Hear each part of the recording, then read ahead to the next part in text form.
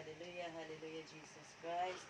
We worship your name, O God, Diyos na labing gamhanan, Yahweh Shaddai, among Ginoo, among gisimba.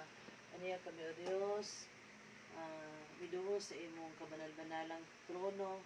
Ug nangayo kami kapasayloan, O Diyos, among mga pagkukulang diha kanimo, Yahweh Shaddai, nga usahay, Lord, ang pangnatan-ang sayop sa ubang mga tao, Lord. Tabangi kami, Lord God, limpiyuhi ang among tibuok pagkatao sa imong labas nga dugo mula ulo hanggang talampakan, Yahweh Shaddai, sa mong pagkasala na kanimo rin sa unahuna sa punong sa ang pagbuhat sa aming nga buhaton.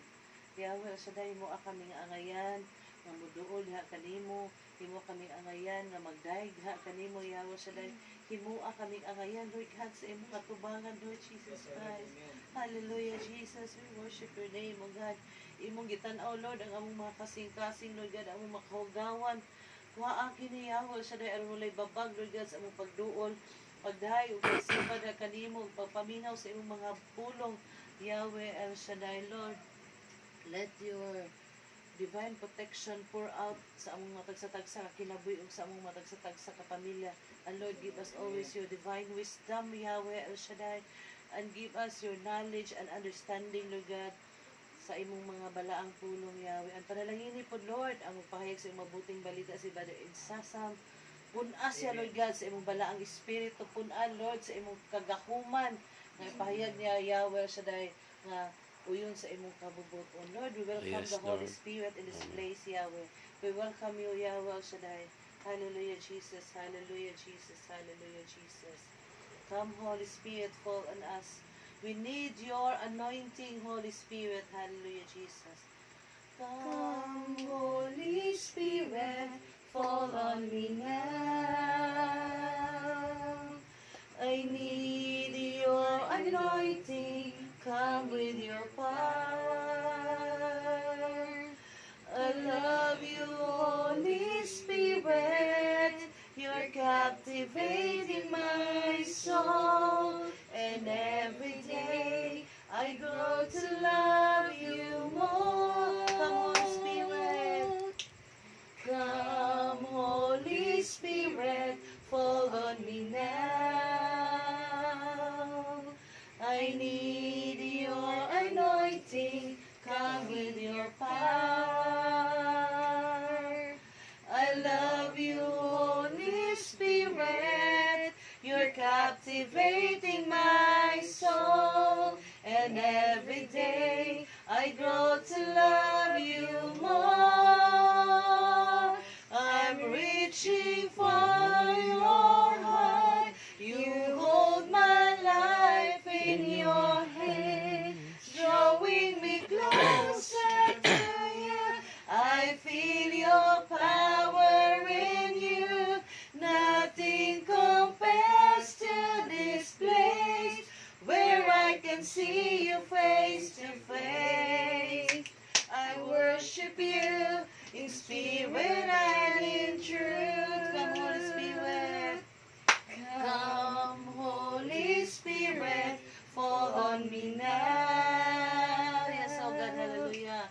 I need your anointing. Come with your power. I love you, Holy Spirit. You're captivating my soul. And every day I grow to love you more. I'm reaching for your heart. You hold my life in your hand, drawing me closer to you. I feel your power in you. Nothing compares to this place where I can see you face to face. I worship you in spirit and in truth. I'm reaching for your heart. You hold my life in your hand, drawing me closer to you. I feel your power in you. Nothing compares to this place where I can see you face to face. worship you in spirit and in truth. I worship you. I worship you in spirit and in truth. I worship you. I worship you in spirit and in truth. Yes, Yahweh Shaddai, we worship you in spirit and in truth, Lord God Jesus. Thank you so much, Lord, for the presence of the Holy Spirit, who will guide us, who will comfort us, who will protect us, Yahweh Shaddai. Thank you so much, Lord Jesus. Thank you, Lord, for the joy in our heart. Ngayon maghatag di sa mga tagsa-tagsa ng kinabuhi. Bisan, Lord, minsan kami nagkukulang sa iyo. Pero, Lord, you never leave us, you never forsake us, Yahweh Shaddai. Thank you so much, Lord Jesus Christ. Hallelujah, Jesus. Hallelujah. In the name of the Father, the Son, and the Holy Spirit. Amen. Praise the Lord. Hallelujah. Praise the Lord. Praise the Praise the Lord. Lord, praise the Lord. Purihin ng Ang Diyos. puso ko'y sumasaya, sumisigla kapag kasama kita, Yahweh El Shaddai. Hallelujah, Jesus. Hallelujah. We bless your holy name, O God. Ang puso ko'y sumasaya, sumisigla kapag kasama ko kayo sa Panginoon. Ang puso ko'y sumasaya, sumisigla kapag kasama ko kayo sa Panginoon. Ang puso ko'y sumasaya, sumisigla kapag kasama ko kayo sa Panginoon. Ang puso ko'y sumasaya, sumisigla kapag kasama ko kayo. Wala na, hallelujah. Wala nang hahanap-hanapin pa, Panginoon. Wala nang hahanap-hanapin pa, Panginoon. Wala nang hahanap-hanapin pa, Panginoon. Wala nang hahanap-hanapin pa ang puso ko. Hallelujah! Ang puso ko'y sumasaya, sumisigla kapag kasama ko kayo sa Panginoon. Ang puso ko'y sumasaya, sumisigla kapag kasama ko kayo sa Panginoon. Ang puso ko'y sumasaya, sumisigla kapag kasama ko kayo sa Panginoon. Ang puso ko'y sumasaya, sumisigla kapag kasama ko kayo. Wala nang hahanapin pa, Yahweh. Wala nang hahanap-hanapin pa, Panginoon. Wala nang hahanap-hanapin pa, Panginoon. Hallelujah. Wala nang hahanap-hanapin pa, Panginoon. Wala nang hahanap-hanapin pa.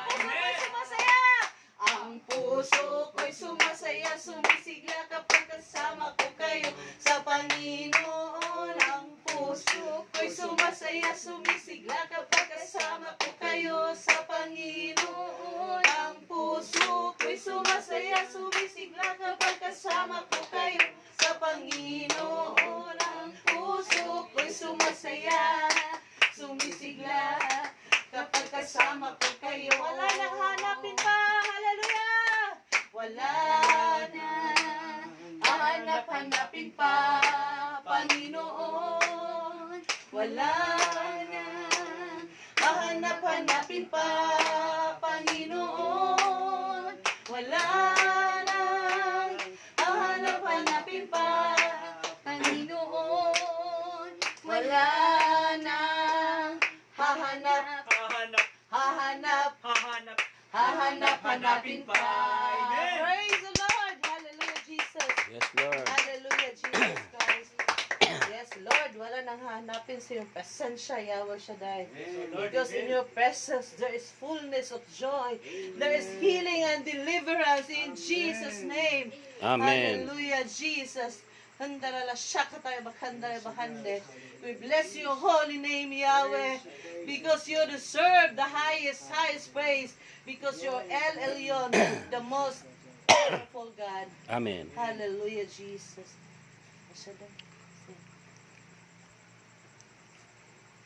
El Shaddai, El Shaddai, El Elyon Adonai. Age to age, you're still the same by the power of the name. El Shaddai, El Shaddai, Erkamkana Adonai. We will praise and lift you high, El Shaddai. Through your love and through the Ram, you saved the son of Abraham. Through the power of your hand, you turned the sea into dry land. Through the outcast on your knees, you were the God who really sees. And by your might, you set your children free. El Shaddai, El Shaddai, El Elyon Adonai. Age to age, you're still the same by the power of your name. El Shaddai, El Shaddai, Erkamkana Adonai. We will praise and lift you high, El Shaddai. Through the years you made it clear that the time of Christ was near. Though the people could not see what Messiah ought to be, though your words contained a plan, they just could not understand. Your most awesome work was done to the frailty of your Son. El Shaddai, El Shaddai, El Elyon Adonai. Age to age, you're still the same by the power of your name. El Shaddai, El Shaddai, Erkamkana Adonai. I will praise you till I die. El Shaddai, El Shaddai, El Shaddai, El Elyon Adonai. Age to age, you're still the same by the power of your name. El Shaddai, El Shaddai, Erkamkana Adonai. I will praise you till I die, El Shaddai.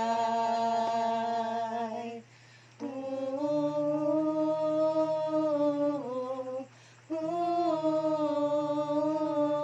ooh, I will praise you till I die, El Shaddai.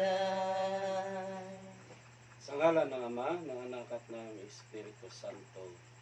Amen. O dakilang Diyos na makapangyarihan sa lahat, El Shaddai ang iyong pangalan, ang Diyos na may likha ng langit at lupa, ang Diyos na walang katulad, walang kapantay, ang Diyos na may-ari ng aming mga buhay. Kaya ikaw, O Diyos, ang karapat-dapat namin itaas, karapat-dapat na sambahin sa Espiritu at katotohanan. Amen. Minsan pa, O Diyos, maraming salamat dahil sa kabutihan mo po sa amin, sa patuloy na pagmamahal mo po sa bawat isa sa amin, Lord. Thank you so maging much, ang Lord aming Shaddai. mga mahal sa buhay. Amen. Salamat sa buhay at kalakasan na patuloy na ipinagkaloob mo po sa bawat isa.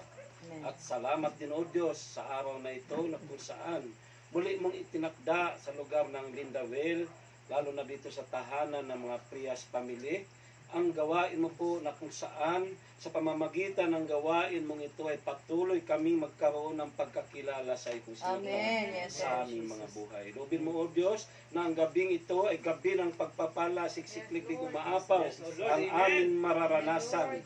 At sa pamamagitan ng iyong mga salita na aming mapapakinggan, ito magdala sa aming buhay tungo sa isang buhay na ganap at kasiya-siya. Kaya Panginoon, maraming salamat at inaangkin na namin ang gabing ito ay gabi ng biyaya, katagumpayan ng buhay dahil ikaw ang aming Diyos na makapangyarihan na patuloy naming pinanaligan at pinagkatiwalaan. Maraming salamat po, Diyos, sa ngalan ng Ama, ng Anak at ng Espiritu Santo. Amen. Amen at Praise amen. the Lord. Palakpakan natin ang Diyos sa mabiyaya at mapagpalang gabi po sa inyong lahat. Sa lahat, lalo na din sa nakatunghay ngayon sa live, no? Sa live FB, sa aking account, no? So, kayong lahat na nakatunghay din ngayon, dalangin ko kayong lahat po ay answered prayer na, kayong lahat na ay Amen. pinagpala na, pinagagaling na sa sakit at Amen. karamdaman. In Jesus' name. So, ang pagbasa natin ngayon ay ating hanguin sa Ebanghelyo ni San Mateo, Kabanata 18, talata 15 hanggang 20. Ito po ang ating Ebanghelyo sa darating na linggo. So sabi po dito mga kapatid ko sa Panginoon, magkasala sa iyo, kung magkasala sa iyo ang kapatid mo, puntahan mo siya at kausapin ng sarilinan. Kapag nakinig siya sa iyo, ang pagsasama ninyong magkapatid ay napapanauli mo sa dati at napapanumbalik mo siya sa Ama. Ngunit kung hindi siya makinig sa iyo, magsama ka pa ng isa o dalawang tao upang ang lahat ng pinag-usapan ninyo ay mapatunayan ng 2 o 3 saksi. Kung hindi siya makinig sa kanila, sabihin mo ito sa iglesia. At kung hindi pa siya makinig sa iglesia, ituring mo siyang hintil o isang publikano. Sinasabi ko sa inyo, anumang ipagbawal ninyo sa lupa ay pagbabawal sa langit, at anumang ipahintulot ninyo sa lupa ay pahintulot sa langit. Sabi ko pa rin sa inyo, kung ang dalawa sa inyo dito sa lupa ay magkaisa sa paghingi ng anumang bagay sa inyong panalangin, ipagkakaloob ito sa inyo ng aking Amang nasa langit, sapagkat saan man may 2 o 3 nagkakatipon, dahil sa akin naroon akong kasama nila. Mga kapatid ko sa Panginoon, ang mabuting balita ng ating Panginoong Hesukristo. Pinupuri ka namin, Panginoon Jesucristo. Praise the Sige Lord. po, palakpakan natin ang Panginoon. Welcome po, Sister Judith. Ikaw lang? Sige. Isang mabiyaya at mapagpalang gabi minsan pa sa ating lahat at sa mga lahat na nakapanood nito ngayon sa live FB. So mga kapatid ko sa Panginoon, ang aking paksa ngayon ay Jesus teaches us on how to have a good relationship. Amen. Thank you, Lord. Jesus teaches us on how to have a good relationship. O tinuturuan tayo ni Jesus kung paano tayo magkaroon ng magandang pakipagrelasyon. Amen.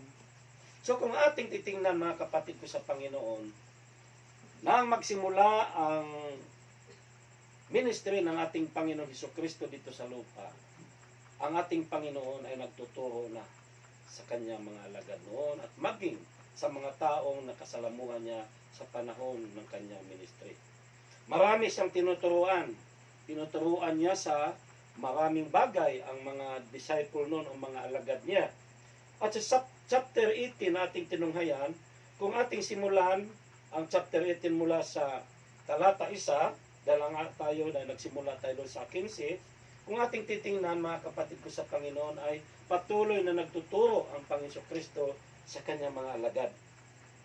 Ating makita na tinuturuan niya ang mga alagad noon at ito'y sa pamamagitan ng kanyang pangangaral. Ipinangaral niya ang tungkol sa kung sino man ang pinakadakila, no? Tungkol sa bata o tinasabi dito kung sino ang pinakadakila, yung katulad ng isang bata, no? Sabi doon sa ating umpisa ng ating chapter 18. So nagtuturo siya, patuloy siyang nagturo, pinangaral niya ang isa pang babala na kung saan sinuman ang pinagmulan ng pagkakasala ng isang tao ay napakapangilabot ang sasapitin ng taong ito na kung saan kung ikaw ang sani ng pagkakasala ng iyong kapwa o iyong kapatid ay sabi nga napangilabot. Ibig sabihin nakakatakot ang sasapitin ng taong itong pinanggalingan ng pagkakasala ng kanyang kapwa.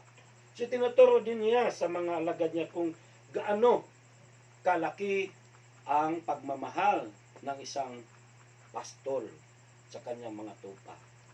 So kung ating basahin yan, makikita din natin ang pangangaral ng Panginoon tungkol sa pastol na kung saan may 100 tupa at kung may mawala mang isa, iiwan mo na pang samantala ang 99 at hahanapin ang isa.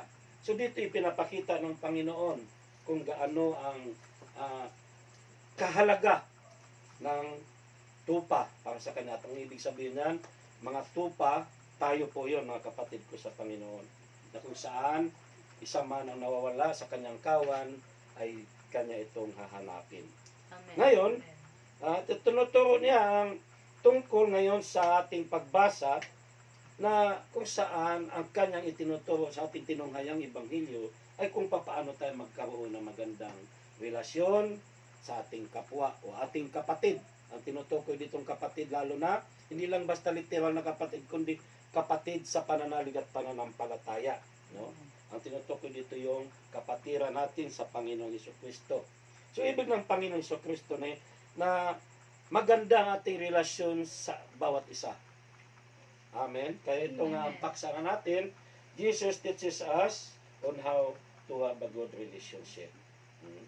So ngayon, ito ngayon ang ating pag-aaralan, pagninilayan, ang mga hakbang o steps to have a good relationship. No, hakbang. Una na hakbang natin ay communication must be open. No? Yan ang unang puntos natin, ang unang pinaka-steps natin na magkaroon tayo ng magandang relasyon sa ating kapwa na kung saan dapat kung mayroon mang nagkakasala o sa bawat isa mayroon mang pagkakamali, kailangan bukas ang ating pakipag-ugnayan. Mahalaga po ang bukas ang ating pakipag-ugnayan. Amen po ba? Kasi kapag ang bawat isa may samaan ng loob at walang ugnayan, lalala ito. No? Minsan nga, sa gawain natin, di ba? Sa gawain ng Panginoon, may tampuhan na pala ang mga manggagawa. Pero dahil nga hindi bukas ang komunikasyon sa bawat isa, ang pakipag-ugnayan sa bawat isa, kaya nangyayari, lumalala. Maging sa tahanan. No? Sa tahanan na lang, mag-asawa, mga anak, na nagkakaroon ng di pagkakaunawaan, pag wala ang komunikasyon, walang pakipag-ugnayan sa bawat isa, lalala po ito. Kaya mahalaga po, kaya sinasabi ko, para magkaroon ng magandang relasyon sa bawat isa, bukas lagi ang ating pakipag-ugnayan. Amen po ba? Kasi ito ang magdadala sa ating buhay tungo sa isang buhay na maayos. Kapag nagkakaroon ng open forum ang bawat isa, katulad ko po noon, mga kapatid ko sa Panginoon, ako ay nagiging coordinator ng 8 taon sa gawain namin doon sa gawain ng Diyos doon sa aming lugar ng Tansa na Butas. Linggo-linggo po talagang di ko pinapayagan na wala kaming pagtitipon. Sa araw ng linggo, mayroon kaming intercessory prayer. Pero bago yan, magtutok muna ako, nagbabahagi ko sa kanila, sa mga kasamaan kong mga manggagawa. At pagkatapos ng talk ko, open forum kami. Tinatanong ang bawat isa, ano ba, may problema ba tayo sa isa't isa? Baka mamaya, mayroon ka nang hinanakit sa akin, at ako naman mayroong hinanakit sa iyo. Dapat magbukas tayo ng komunikasyon, pakipag-ugnayan sa bawat isa upang maayos. Kaya nga, nangyari, malalaman mong, sasabihin ng isa, may tampo ako sa iyo Kasi ganito. Lalabas na nga pagka nagkaroon ng open forum. Kasi ganito yung ginagawa ng tinatawag nating paternal correction. No? ito po'y gawain ng mga nasa seminaryo. Pag sinabing fraternal correction, mga seminaryan ito nga sa isang buwan ay nagsama-sama sila. No, nag-holdinghan sila, hawak-hawak silang kamay. Pagkatapos ay uupo sila handang makinig sa bawat isa. Handang pakinggan ang bawat isa. At anuman ang sama ng loob ng bawat isa, ibubulalas na handang makinig ang bawat isa. So, mga kapatid ko sa Panginoon, mahalaga ang komunikasyon o bukas ang ating pakipag-ugnayan upang maging maayos ang bawat isa. Sa ating tahanan lang kayong mag-asawa, pag walang magbubukas sa inyo ng pakipag-ugnayan sa bawat isa, kung pairalin natin ang pagkamakasarili natin, pairalin natin ang ating pride, fried chicken, lalala. Kaya dapat bukas talaga, may magbubukas. Kumusta ba? Bakit ka ba di kumikibo sa akin? Bakit ganyan ba? Naging matamlay ka ngayon sa akin. Ano bang nagawa kong pagkakasala sa iyo? Di ba ganyan? Sa amin mag-asawa, ganyan ako. Ako laging nauna. Kasi di ako makatiis na hindi ako kausapin ang aking asawa. Kaya pag sinasabi ko, sorry na kung ano mang nagawa kong pagkakasala. No? Kasi pag nagtagal yon, lalala. No, at sabi ng Biblia, na huwag mo raw, sabi nga, naalala ko yung kwento ng inaanak natin sa kasal, si Brother Arvin Renegado, na nagtampo si Chari May. Nagtampo sa Chari May kasi iniwan niya, hindi niya sinundo sa pag-uwi yata sa Panglao. So, wala daw kibo habang nakahiga sila. Sabi niya ngayon, sabi ng Biblia sa Episyo 4 yun, na huwag mong pabutin magdamag ang iyong sama ng loob. Kaya sabi ba ni Chari May, ano pa? Ano ga? Nagkibuan na, naging maayos na. So, ganyan talaga, no? So, ito ang kahalagahan po ng bukas ang pakipag-ugnayan, no? Dahil magkaroon tayo ng magandang relasyon. Kaya sabi ng Panginoon dito sa ating pagbasa, kausapin mo siya ng sarilinan. Amen? Kausapin mo siya na walang nakakarinig na iba. Ibig sabihin yung hindi mo siya ipapahiya kung sakali man sa ating mga kapatiran, sa ating gawain, no? Minsan kasi sa isang coordinator, may coordinator na maldita, no? Ang coordinator sasabihin, ikaw, nagkamali ka, ikaw. No? Toho agad, nadidinig ng iba. Naalala ko ang aming naging head sa Kalmana, wala na ngayon, si Anhing Alex Dato. No? Brother Alex Dato. No?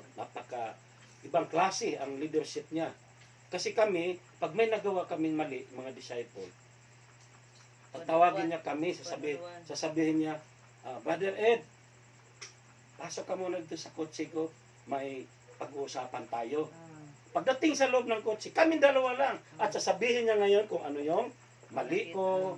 At lahat kami, hindi kami sabay-sabay na kinakausap.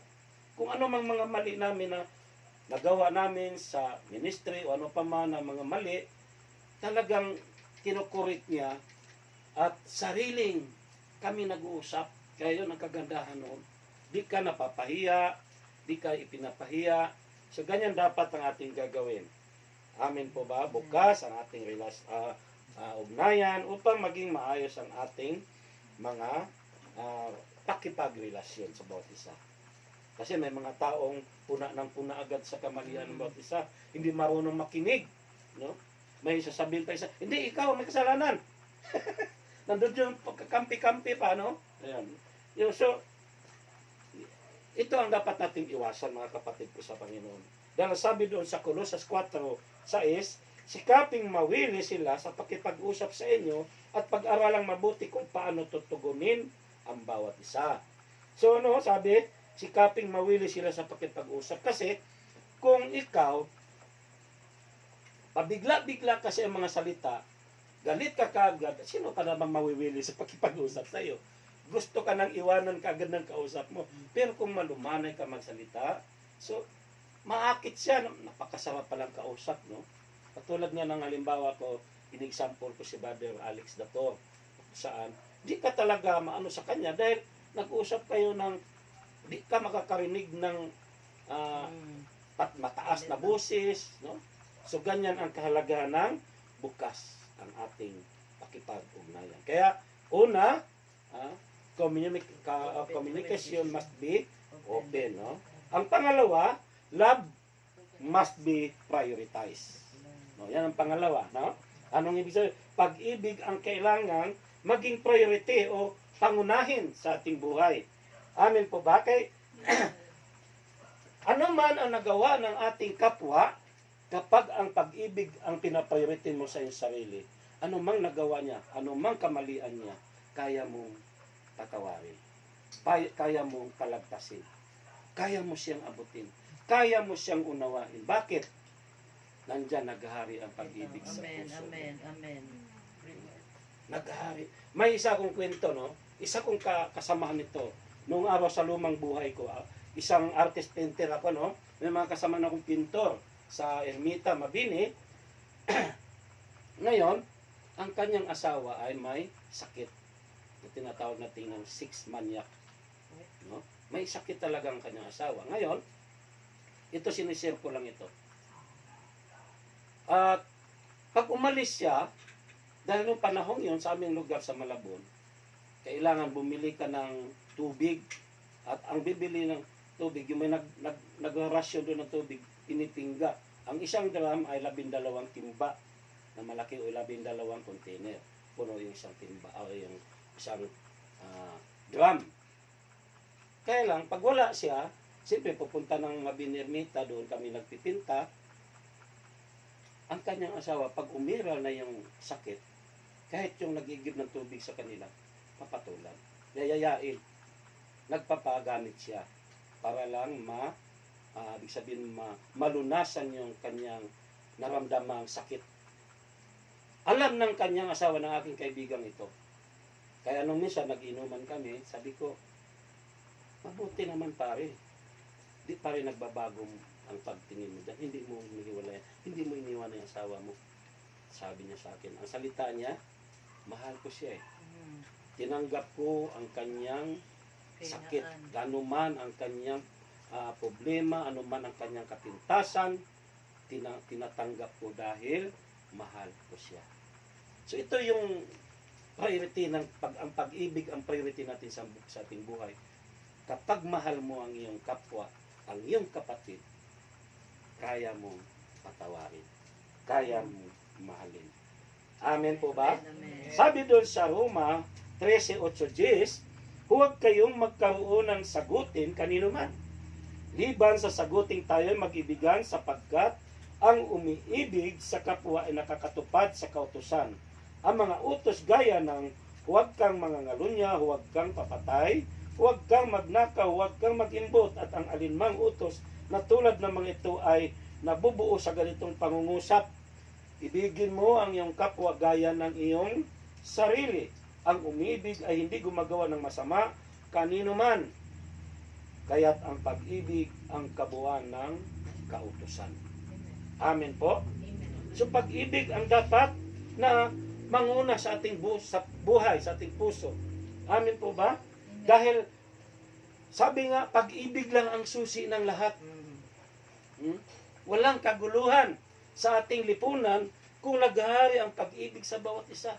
Maging sa ating ministry, no? Ang tanong ko po nga mga kapatid ko sa bakit ba mayroong relasyon na nasisira kahit na magkakapatid? No? Amen. No? Bakit mayroong mga magkakaibigan o magkakapatid na lalo nagkakaroon ng pagkasira ng relasyon? Una, mga kapatid ko sa Panginoon, una dito dahil sa kompetisyon. Amen. Ang dahilan, mga kapatid ko sa Panginoon, kaya nagkakaroon ng pagkakasira ng relasyon kahit na magkakapatid dahil sa kompetisyon.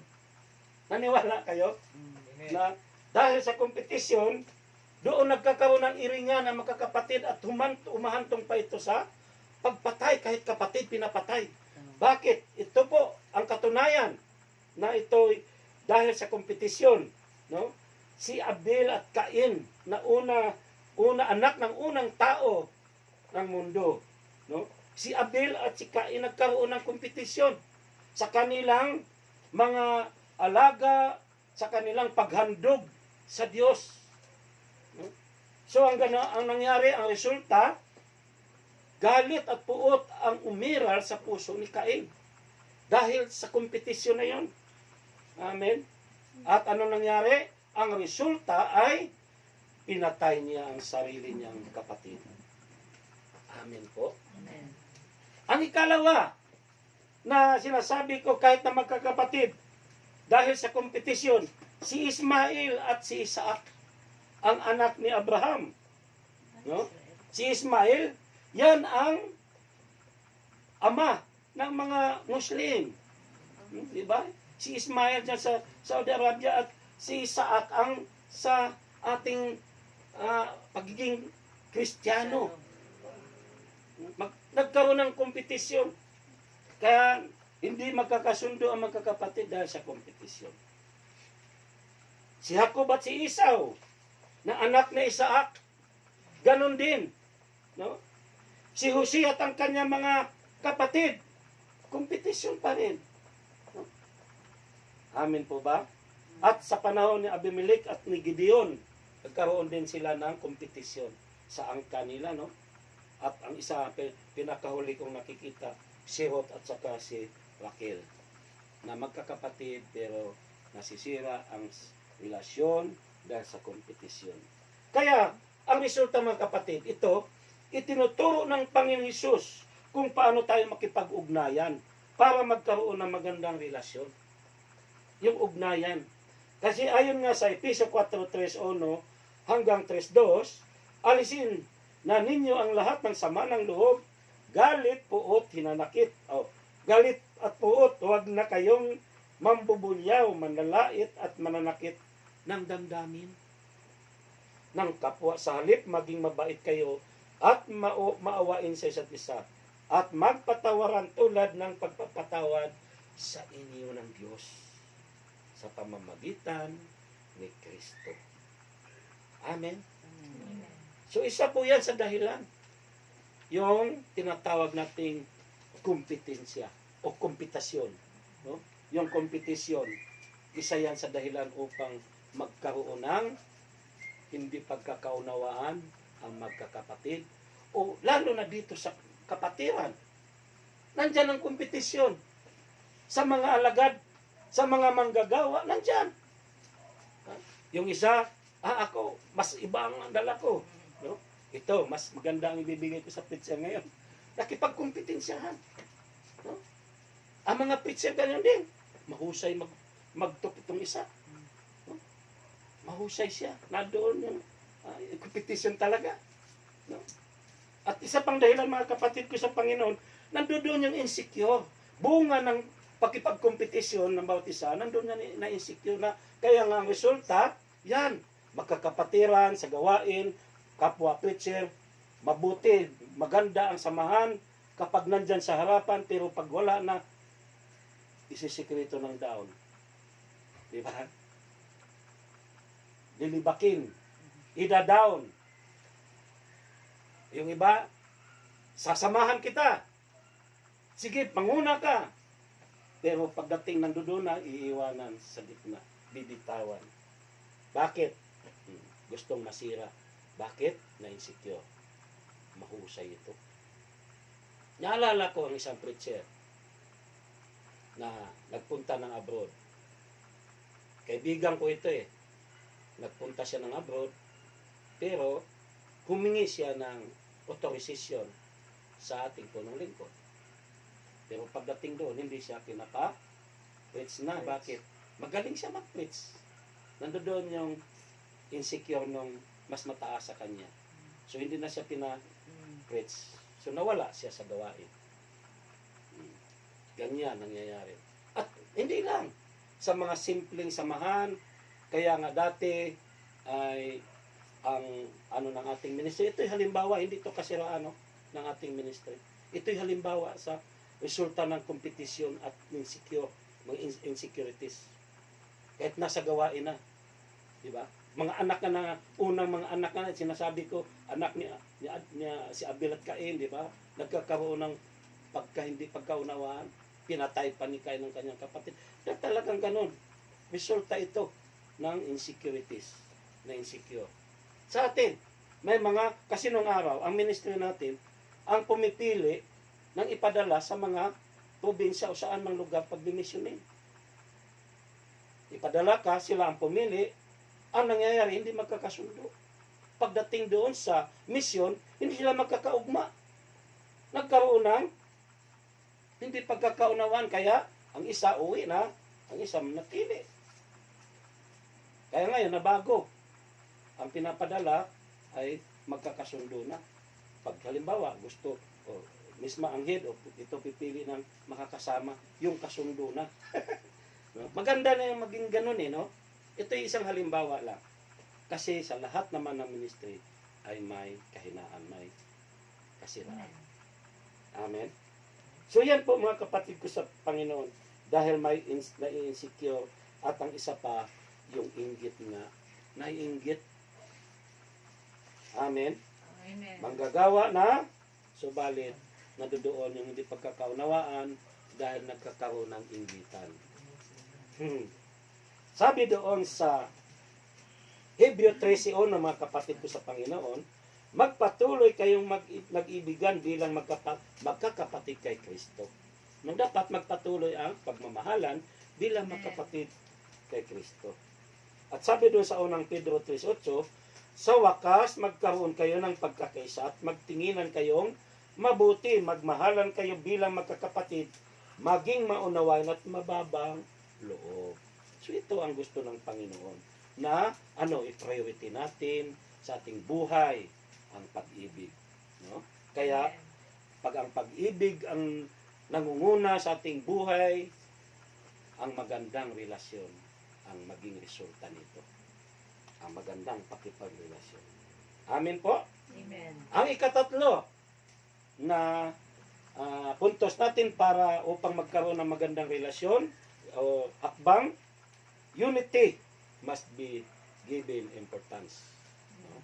Pahalagahan ang pagkakaisa. Bakit mahalaga ang pagkakaisa sa ating buhay? Dahil kapag nagwatak-watak, walang kapangyarihan. Walang power, walang lakas. Ang mga manggagawa kapag watak-watak, walang kapangyarihan. Nakikilos dyan sa chapter na yan. Kaya nga, minsan, ang mga preacher, nung ako'y coordinator pa, darating ang preacher sa aming lugar, napakasarap naman ng atmosphere. Ang gaan ng gawain ninyo, Brad. Lahat ng mga preacher, ito, kinikwento ko sa inyo, no? Pagdating ng mga preacher doon sa amin sa lugar ng Santa Cruz, nabuta, sasabihin ng mga preacher, ang sarap dito sa inyo. Bakit po? Napakagaan ng inyong pagpasok pala na, ramdam na namin. Sabi ng mga preacher na yan. Isa na nga si Sir Darwin dyan, no? Na pumupunta sa amin noon. Kasi naging close kami ni Sir Darwin. Ngayon, bakit? Dahil nga po sa sinasabi ko po sa inyo. Dahil nandoon, lagi yung ugnayan, sabi ko nga kanina, na meron mang alitan ng linggo-linggo. Kaya sa linggo namin ginagawa, kasi kinalunisan ang gawain namin Lunes ang gawain namin. Kaya sariwang-sariwa pa yung pagkakasundo, pagkakaisa. Kaya ang gaan ng gawain. Bakit? Ang kapangyarihan ng Holy Spirit ay nandoon. Kikilos. Amen? Dahil ang sabi nga sa Salmo 133:1, napakaligaya at kahanga-hanga sa ating pangmasid ang nakakaisa laging sama-sama na magkakapatid, no? Napakasarap tingnan, no? Nakakasayang tingnan, no? 'Di ba? So hindi natin kayang isolba, mga kapatid ko sa Panginoon, ang bawat issue dahil ang katotohanan ay sa totoo lang hindi natin kayang iresolba na basta-basta dahil ang katotohanan na tayo ay magkakaiba. Mayroon tayong sariling kagustuhan, may sarili tayong pamantayan. Subalit pwede naman nating i-work out ang pagkakasundo. Amen. Yun nga po, i-work out natin sa pamamagitan ng magiging bukas natin sa ating pakipag-ugnayan, at ang pag-ibig ay dapat maghari sa ating puso.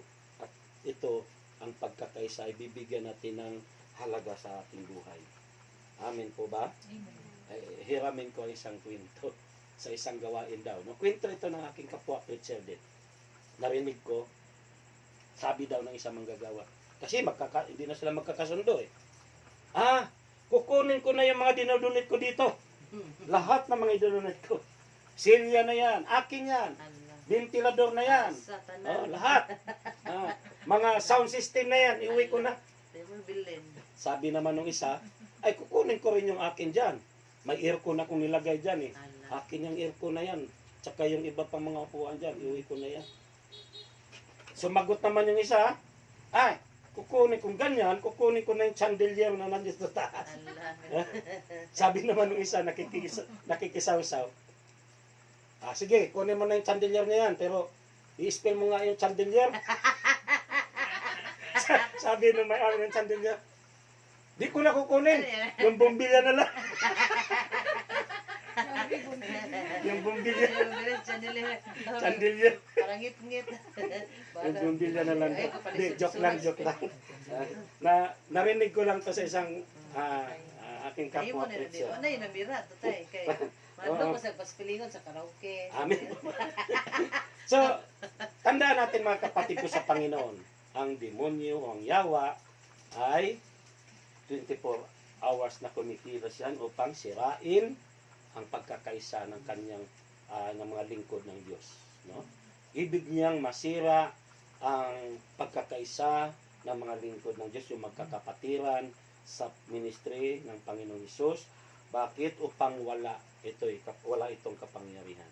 Dahil sabi nga, there is no power in the absence of unity. Wala talagang kapangyarihan, no? Kapag nagsusulo ka, wala talaga. Paano mo? Wala na. Alone.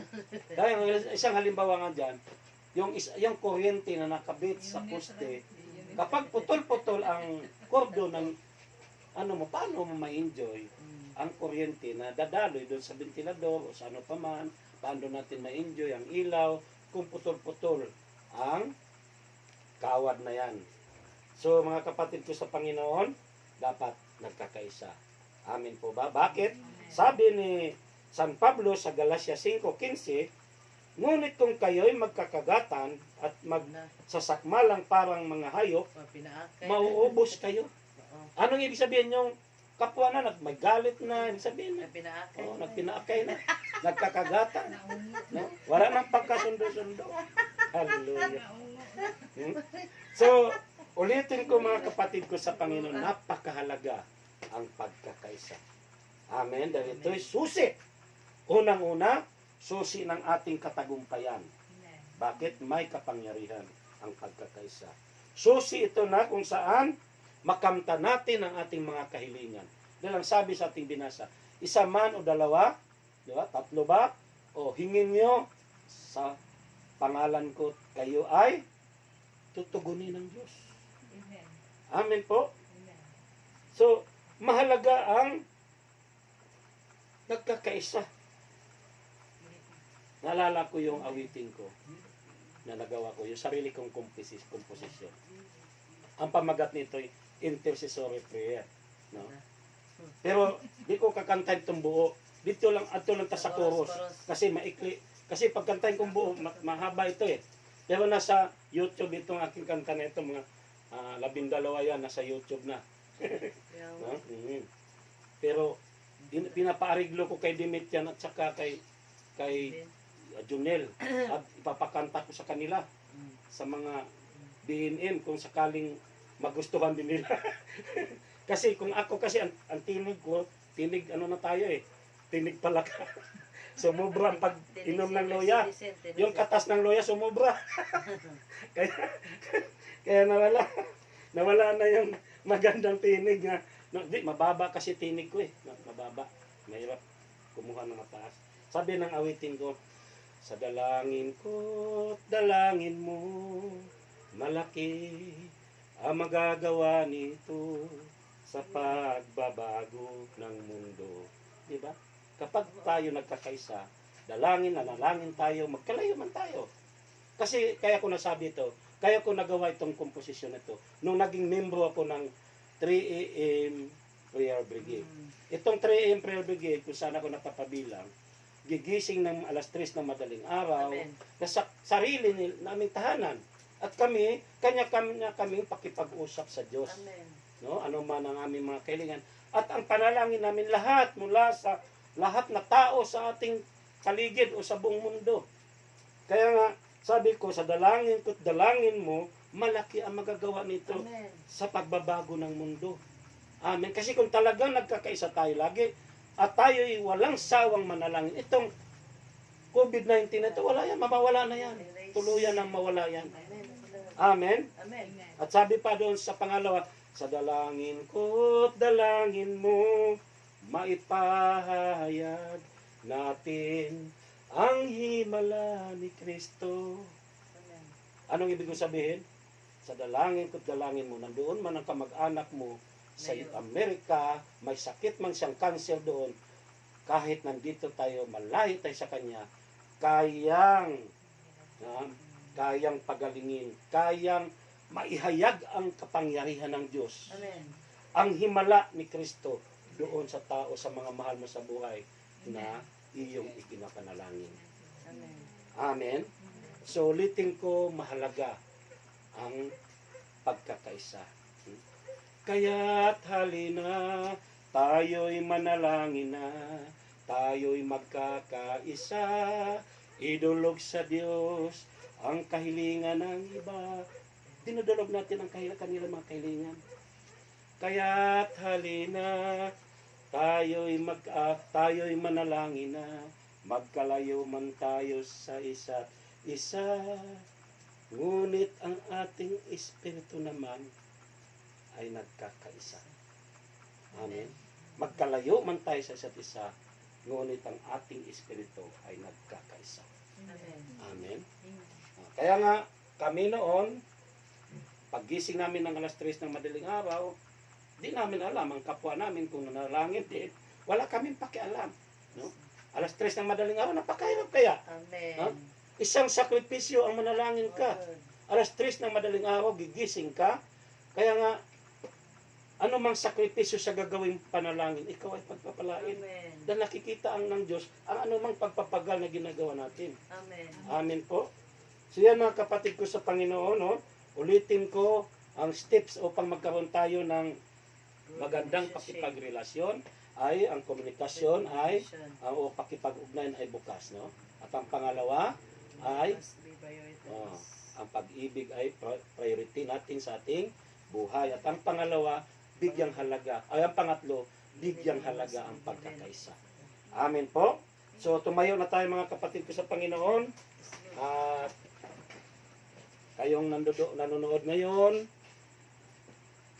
magkakaisa po tayo, makikisa po kayo sa aming panalangin sa oras na ito. At kayo po, kahit malayo man, magkakaisa tayo. Iisang espiritu natin na tayo dumulog sa Diyos. At kapag nagkakaisa man tayo o nagkakaisa tayo, malayo man ang isa't isa, tsak yun, tayo ay magtatagumpay. Tayo ay diringgin ng ating Diyos. Thank you, Lord. O dakilang Diyos na makapangyarihan sa lahat. Yahweh El Shaddai, maraming salamat Amen. sa mensahe mo po sa amin sa gabing ito. Lubin mo, O Diyos, na ang mensahe ito ay tumimo sa aming puso't isipan upang ang gusto mong mangyari sa aming buhay na magkaroon kami ng magandang relasyon sa aming mga kapatid o aming kapwa ay maganap sa aming buhay.